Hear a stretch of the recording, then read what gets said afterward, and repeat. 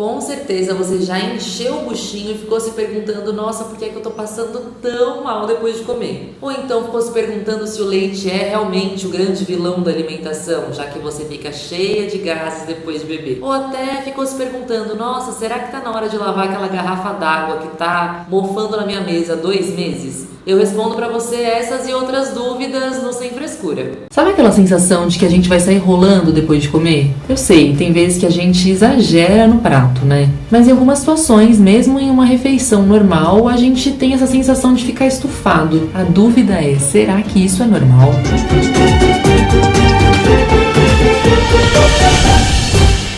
Segundo especialistas, depende. A resposta clássica, né, amores? A sensação de estufamento e até a formação excessiva de gases depois de comer pode ser algo normal dependendo do que você comeu e de como você comeu. Alimentos como feijão, brócolis, repolho, milho, lentilha e ervilha aumentam sim a produção de gases durante a digestão. Esses alimentos são ricos em açúcares e gorduras, por isso eles demoram mais para serem digeridos. E uma refeição com poucas fibras também vai dificultar ali o trânsito do bolo fecal pelo seu intestino. Isso quer dizer que ele vai ser mais fermentado pelas bactérias da flora intestinal, aumentando a produção de gases. Além disso, comer muito rápido, sem mastigar direito, falar enquanto come, né, Brasil? Lembrando da mesofonia, aqui ó, inspirador. Além disso, comer muito rápido e sem mastigar direito, falar enquanto come e também consumir bebidas gaseificadas ou alcoólicas vão aumentar aí a sensação de estufamento.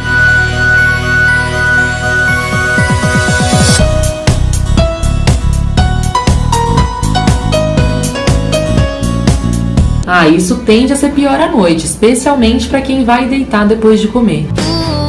Isso porque hormônios que facilitam a digestão, como a secretina e a colecistocinina, eles diminuem de forma fisiológica à noite. Porque, nós somos mamíferos diurnos. Mas aí o que vale ficar atento é se essa sensação ruim, assim, de estufamento, ela se manifesta com muita frequência e em todas as refeições. Segundo os especialistas consultados para este programa, isso pode ser um indicativo de que tem alguma coisa errada ali no seu aparelho digestivo. Problemas como intolerância à lactose ou ao glúten e a síndrome do intestino irritável têm como sintoma aí o estufamento. Nesse caso, se essa sensação vier acompanhada de outros problemas como constipação, cólicas ou diarreias, e especialmente depois de comer certos tipos de alimentos, é bom você procurar um especialista.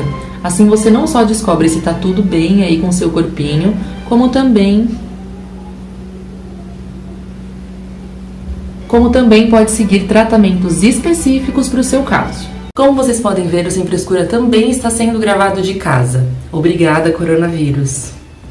Às vezes o mundo parece se dividir em 2 tipos de pessoas, as que gostam muito de pimenta e as que odeiam. Eu, por exemplo, amo uma pimentinha ali do lado do prato, mas conheço muita gente que não gosta nem de passar perto do tempero. Mas qual será a explicação para isso? Será que a gente tem uma predisposição a gostar de pimenta?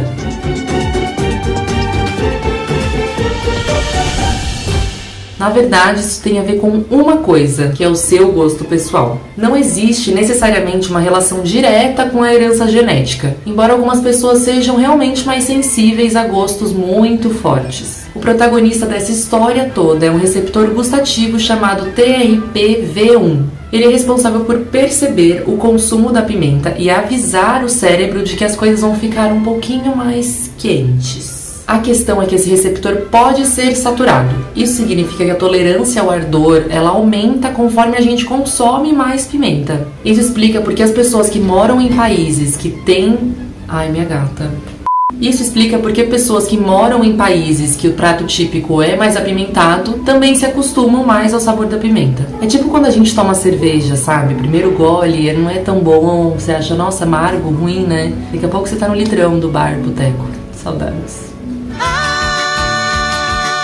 Essa é uma situação bastante diferente de outro condimento do tipo ame ou odeie. O coentro. Nesse caso, tem sim uma influência genética, por mais bizarro que pareça. E toda vez que você consome o coentro, você lembra do gosto de sabão. Mas fica o alerta, por mais que você possa aprender a tolerar a pimenta, em exagero ela faz mal. A culpada por isso é a capsaicina, uma substância presente na pimenta que dá o seu ardor. E aí entra a lista de problemas causados pelo excesso da pimenta: a gastrite, esofagite e a colite. E pessoas com hemorroidas também devem evitar esse alimento, já que ele pode fazer com que o número 2 seja ainda mais dolorido e difícil de sair. E quem tem problemas no coração? Bom, a gente sabe que comer pimenta causa taquicardia e aumenta a pressão arterial, principalmente em pessoas que não estão acostumadas a comer o alimento. Mas isso não tem muito a ver com a pimenta, não. O culpado, na verdade, é o susto que essa pessoa leva ao comer algo mais apimentado. Sendo assim, se você está acostumado ao sabor e não consome de forma exagerada, não tem motivos para você deixar aquela pimentinha delícia longe do seu prato. Sabe aquela macarronada que você comeu no último domingo? Bom, eu sinto lhe dizer que talvez o molho de tomate não tenha sido o único ingrediente extra do seu prato. E eu não tô falando da almôndega ou do frango assado, mas sim de algo que, em teoria, não devia estar ali: pelo de rato.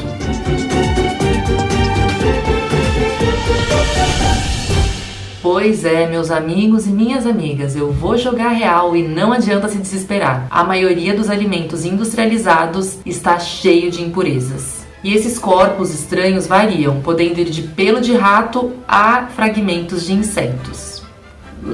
E sim, a gente eventualmente comeu alguma dessas coisas em algum momento da vida. A boa notícia é que mesmo assim a gente continua vivo.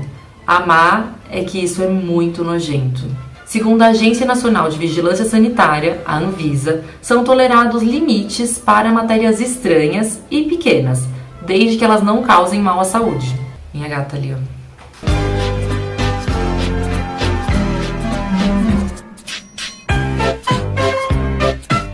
Isso quer dizer que não podem passar substâncias grandes ou microscópicas que podem causar problemas. Perguntada sobre como esse limite é definido, a Anvisa diz que leva em conta referências internacionais, além de questões referentes ao meio de produção e a forma como esses produtos são consumidos. Ela diz que para alguns tipos de produção de alimentos, a tecnologia disponível ainda não é capaz de eliminar todos os corpos estranhos que ficam ali, mesmo em países desenvolvidos.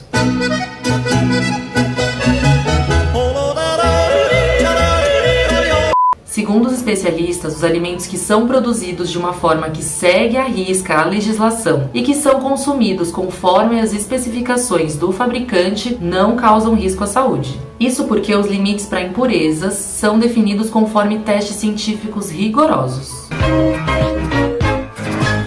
E esses testes têm uma função bem simples: definir qual que é a concentração máxima dessas impurezas sem que haja qualquer risco para infecção. De qualquer maneira, mesmo que não se garanta 100% de pureza nos alimentos, a chance de você encontrar algo considerável neles é bem pequena.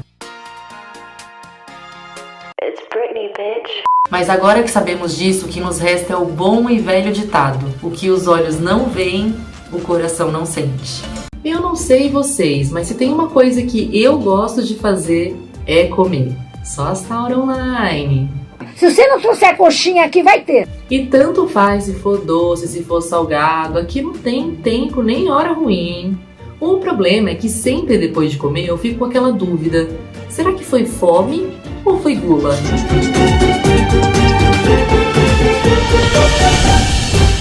Mas e aí, como é que a gente consegue saber a diferença entre as duas coisas? Vou explicar pra vocês. Bom, a fome, como era de se esperar, nada mais é do que o sinal do corpo.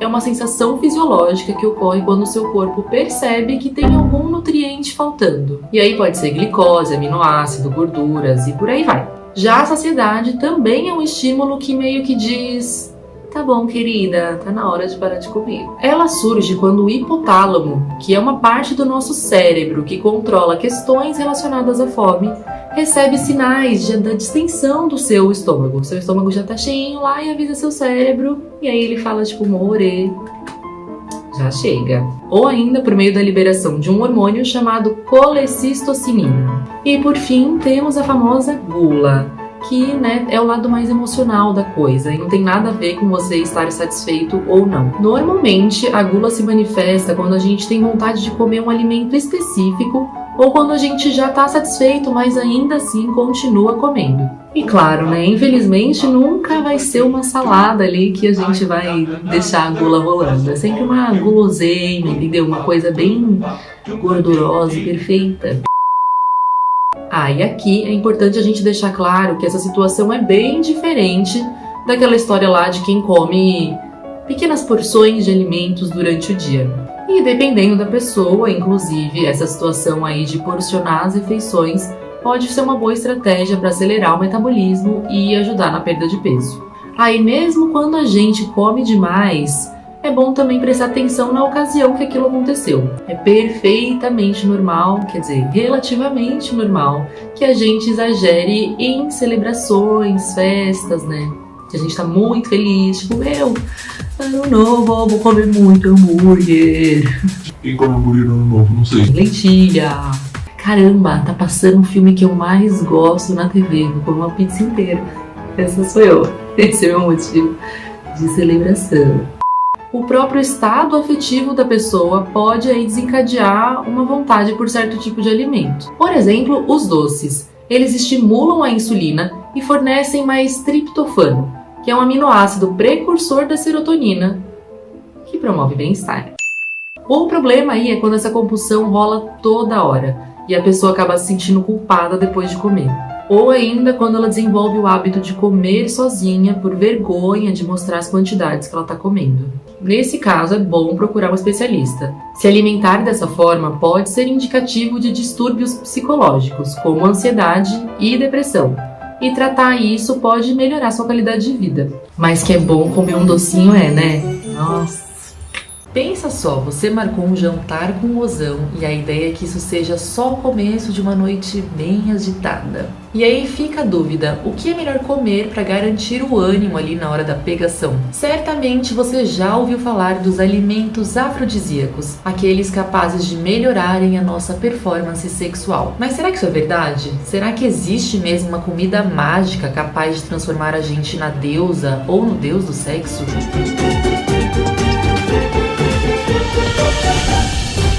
Bom, a realidade, infelizmente, é muito menos fantasiosa e não existe alimento milagroso. Mas a sua dieta tem sim um impacto na sua performance sexual. Alimentos ricos em minerais como zinco, potássio e magnésio podem ter ali o seu papel. Isso porque eles atuam na formação dos hormônios sexuais. Não quer dizer que eles tenham efeitos imediatos, mas que se você comer com frequência, eles obviamente vão ajudar aí na produção desses hormônios. She is so beautiful. I've never seen a bad picture of her. Ever. Da mesma forma, alimentos termogênicos, vasodilatadores e antioxidantes também podem ajudar. Os vasodilatadores e termogênicos atuam na circulação, que ajuda em questões como ereção e irrigação da região genital ali durante a transa. Já os antioxidantes diminuem a circulação de radicais livres pelo corpo, que podem estar relacionados à impotência. A lista aí de alimentos ditos afrodisíacos é extensa e inclui melancia, mirtilo, beterraba, gengibre, pimenta, açafrão e frutos do mar, as famosas ostras. Mas não ache, como eu disse, que se entupir desses alimentos aí vai te ajudar. Até porque se eles forem consumidos aos poucos, eles vão fazer bem para sua saúde no geral. Então a ideia é manter eles ali no cardápio e não só comer quando você vai transar. E cuidado, porque algumas coisas que você come antes da relação sexual também podem prejudicar sua performance. Eu sei que meter o pé na jaca ali com o mozão é super legal, comer um hambúrguer, uma feijuca e depois vai pra um loft. Quem faz isso, não é mesmo? Mas não espere aquele sexo maravilhoso depois de encher o bucho, né? Isso porque depois de comer algo muito pesado, o nosso corpo concentra toda a sua energia na digestão, que pode levar até 3 horas. Além disso, tem teorias aí que as gorduras saturadas diminuem os hormônios sexuais, o que por consequência pode enfraquecer a sua libido. Já os doces podem causar um estímulo energético ali rapidinho, mas depois do pico de insulina, ele tende a causar um pouco de sonolência, o que não é muito legal, né? I am exhausted. I am exhausted. O ideal ali antes da relação é consumir alimentos mais leves e de fácil digestão, como alimentos cozidos, legumes, verduras, castanhas, peixes e proteínas mais leves.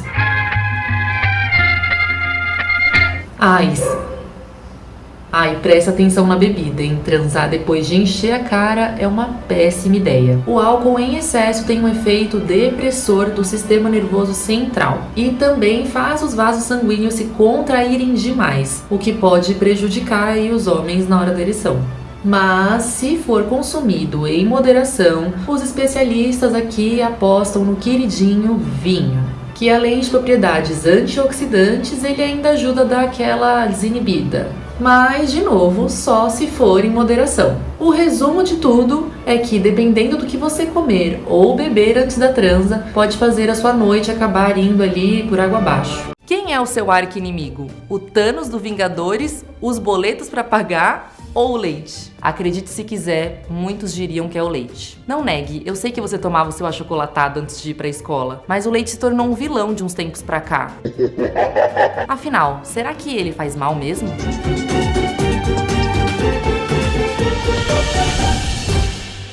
Para algumas pessoas, ele realmente causa um desconforto, mas eu vou explicar por quê. O leite tem a lactose, um carboidrato que só é absorvido e transformado em fonte de energia com a ajuda da lactase, que é uma enzima. Só que algumas pessoas têm deficiência ou ausência da lactase, e aí elas têm o que todo mundo conhece como a intolerância à lactose.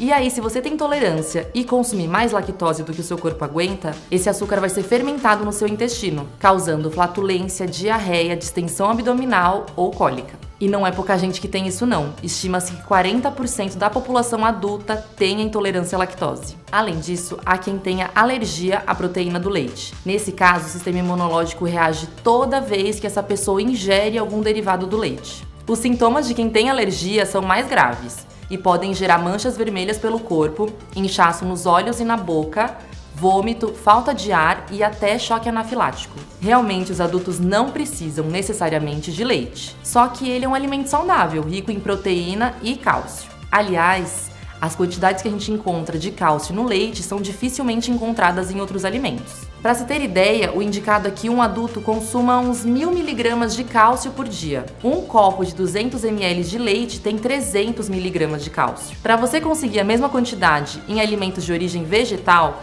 seriam necessárias uma concha grande de feijão, 6 colheres e meia de sopa de brócolis, 3 colheres de espinafre e 1,5 de couve refogada. E isso tudo só para 300 mg de cálcio. Mas para quem tem intolerância, alergia, for vegetariano ou vegano, enche esse prato de folhas verdes, tofu, gergelim e molho tahine. Link do veganismo na bio. Pro resto das pessoas, não, gente, o leite não é vilão. Os boletos são muito mais assustadores, acredite. Quem resiste a um bom e velho pão com manteiga pela manhã? Dá até um quentinho no coração pensar naquela faca passando aquela manteiga molinha no pão, aquele cheirinho bom.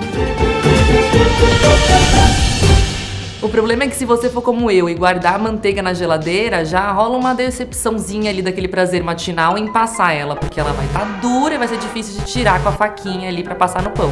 Agora você é uma pessoa esperta e decidiu que não tem problema deixar ela fora da geladeira pra ficar mais mole e passar no pão, não é mesmo? Afinal, é isso que a gente vê no mercado, aqueles potes de manteiga fora do freezer. O que poderia dar errado? Meu amigo e minha amiga, a resposta é Tudo. Ah, mas o mercado pode e eu não posso? É simples, a diferença é que no supermercado as manteigas ainda não foram abertas.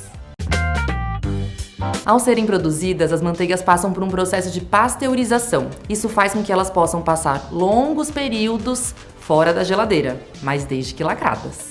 O problema é que ao serem abertas, tudo muda de figura. Conforme a gente vai usando, o pote vai sendo contaminado por fungos e bactérias. E isso pode ser um grande problema, já que as manteigas costumam ter o creme de leite como principal ingrediente. E em casos extremos, bactérias como a E. coli e a salmonella podem contaminar o seu potinho de manteiga. E aí, se você consumir o produto contaminado, o risco de ter infecções alimentares sérias é bem maior. O problema é, mesmo que a manteiga seja contaminada, nem sempre isso vai ser visível. Dificilmente ela vai apresentar algum aspecto diferente do normal. Já pensou? Você já consegue imaginar o que é uma manteiga contaminada de bactéria? Nem eu sei dizer como é que isso funciona. Ainda assim, é importante dar atenção à textura e ao odor da sua manteiga. Por exemplo, se ela tiver com um gosto azedo ou um cheiro ruim, é melhor ir direto pro lixo. Ah, e um aviso, nem sempre uma manteiga rançosa significa que ela tá estragada. Isso pode ser sinal de oxidação, ou seja, sua gordura se mistura com alguma substância, que pode ser até água, e aí fica com um aspecto diferente. De qualquer forma, mesmo que você siga as nossas recomendações e guarde seu potinho de manteiga na geladeira, é bom prestar atenção nas recomendações do fabricante e no prazo de validade. Agora eu tenho uma dica que vai mudar a sua vida. Se o seu problema for a manteiga muito dura, deixa ela na portinha da geladeira que a temperatura não é tão baixa, então ela fica mais ou menos molenga para ser passada no pão. Agora é só seguir as nossas dicas e começar o dia de buchinho cheio. Eu juro por Deus, jamais sentirei fome novamente.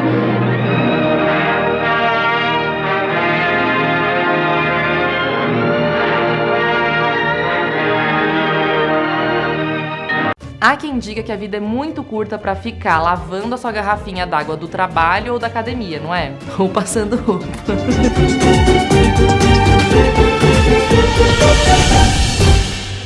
Se você pensa assim, eu sinto muito, porque deixar ela sem lavar por muito tempo pode deixar você em contato com micro-organismos indesejáveis. Há uma tendência de bactérias e mofo se acumularem no interior desses objetos. E alguns fatores até pioram essa situação, como a saliva e até o sol, que pode ajudar na proliferação de algas. Tô passada que tem alga na minha garrafa. Então, o ideal é você lavar todos os dias e não deixar a água lá por mais de 3 horas. 3 horas? Eu tô passada também. Fudeu todo mundo. Tá todo mundo doente, todo mundo morto. Todo mundo morreu! Acabou. Gente, é muito pouco. Por isso que minha garrafinha tá verde. E se você usou outra coisa que não fosse água nessa garrafinha, você tem que lavar assim que você terminar de beber. Para a limpeza, além da água e do sabão tradicionais, você pode deixar sua garrafinha de molho em uma solução com hipoclorito, na proporção de 1 colher para 1 litro d'água. Isso vai garantir que a sua garrafinha esteja sempre o mais limpa possível. Agora é importante que você fique ligado em algumas coisas. Fique ligado. Por exemplo, se a sua garrafinha velha de guerra já tiver com alguns sinais de desgaste, como rachaduras, é melhor trocar por uma nova, porque isso pode facilitar o acúmulo de micro-organismos. Uma recomendação é investir numa garrafinha com material de fácil limpeza, como metal.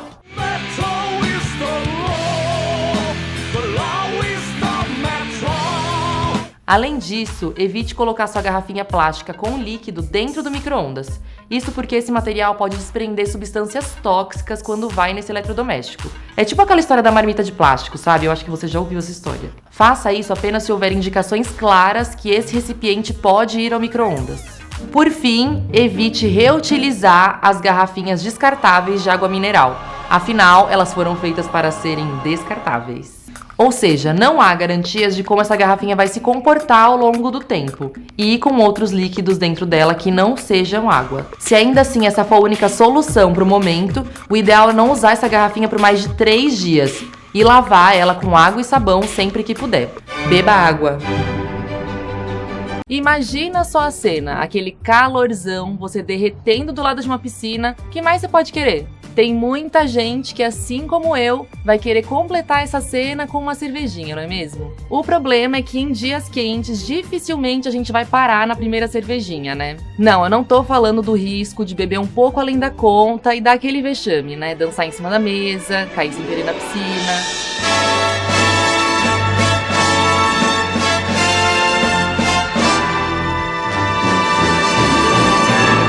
Pra fazer juízo de valor de ninguém, afinal, quem nunca, não é mesmo? O assunto aqui, na verdade, é outro: desidratação.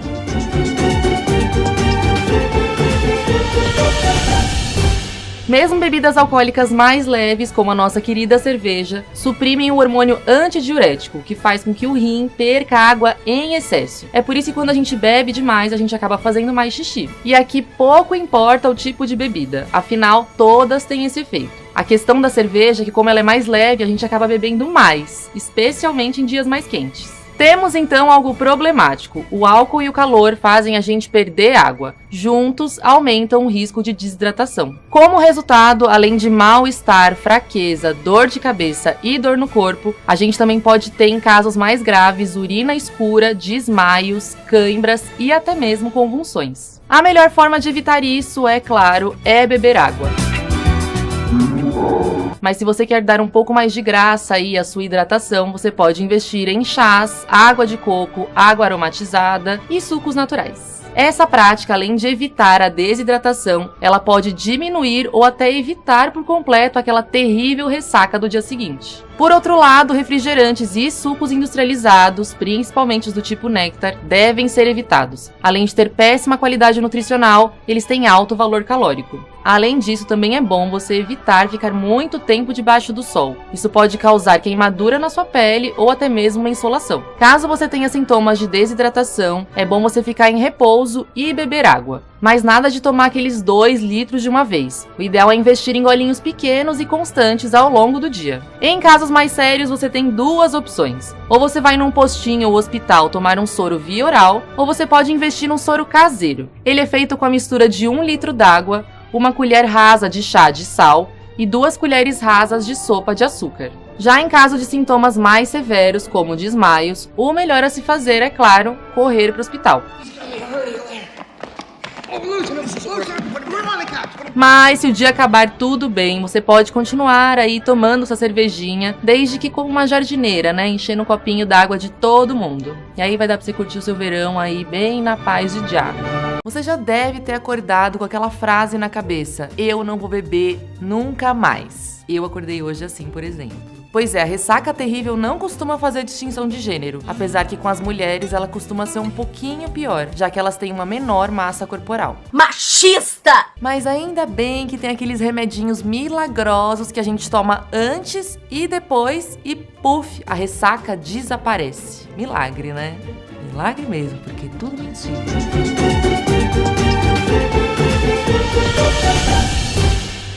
Isso porque todos os especialistas consultados são unânimes em dizer: não há remédio que cure a ressaca. Bom, a ressaca em si você já deve ter passado por uma, né? Ela nada mais é do que os sintomas de uma intoxicação alcoólica, que causa dor de cabeça, náusea, desidratação e um monte de outras coisinhas muito terríveis pro seu corpo. Bom, o que esses medicamentos fazem, na verdade, é só tratar esses sintomas da ressaca e não prevenir ela de fato. Mentiras. Eles costumam ter analgésicos para dor de cabeça, antieméticos para náusea, além de antialérgicos, antiácidos e estimulantes, como a cafeína. Os especialistas ainda recomendam que não se faça uso contínuo desses medicamentos, principalmente em pessoas que têm problemas estomacais. Isso porque esses remedinhos têm certas substâncias que atacam a mucosa estomacal, podendo provocar até úlceras. Bom, e já que a ressaca vai continuar existindo, é bom você tomar alguns cuidados para evitar que a noite de alegria se torne um tormento no dia seguinte. It's what she deserves.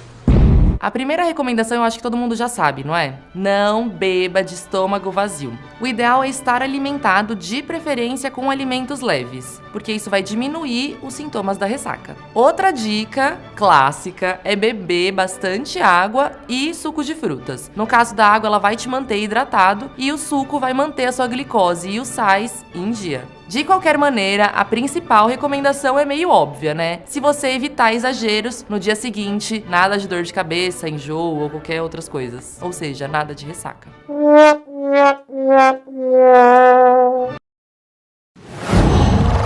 Qual?